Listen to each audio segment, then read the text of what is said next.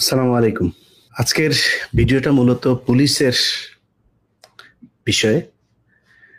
আমার পুরো সাংবাদিকতার ক্যারিয়ারে আমি জীবনে একবার মনে হয় এই পুলিশের পক্ষে নিউজ করেছি। সেটা হচ্ছে এই যে গেল ঈদ গেল, এই ঈদের মধ্যে পুলিশের পক্ষে একটা নিউজ করেছিলাম। ব্যাপক তেল টেল দিয়েই করেছিলাম।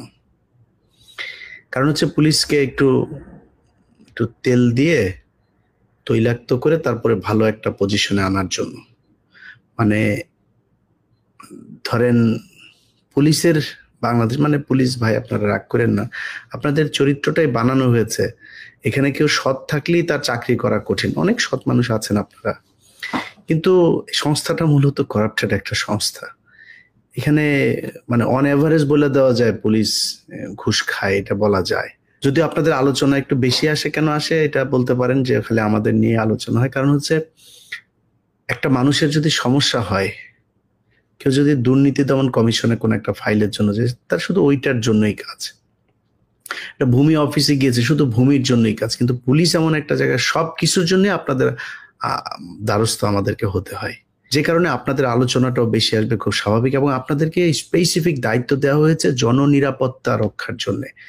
সো আপনার উপরে দায়িত্বটা অনেক বেশি। এটা বলতে পারেন যে একজন পুলিশ যদি ভালো হয় এবং সে যদি একজন মানুষকে সেবা দেয়, আমার মনে হয় এর চাইতে বেহেস্ত পাওয়ার সহজ উপায় আর পৃথিবীর ভেতরে কোনো চাকরি আছে কিনা আমি জানি না।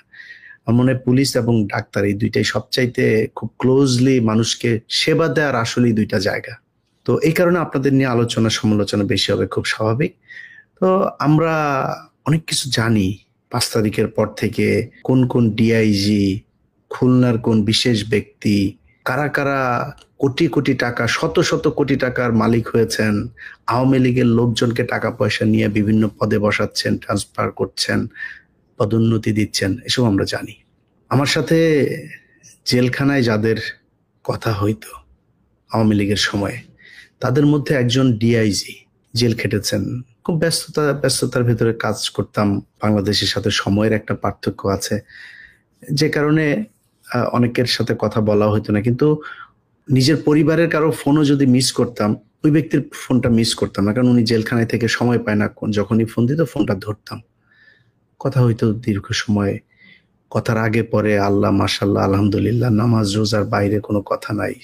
তো আমার এদের প্রতি আবার একটা দুর্বলতা আছে, খুব ভালোবাসতাম, সম্মান করতাম। 5 তারিখের পরে শুনি শুধু মালের উপরে আছেন উনি। আরে শালা, তোর তো মানে তোর তো এখানে মেরে ফেলা দরকার ছিল।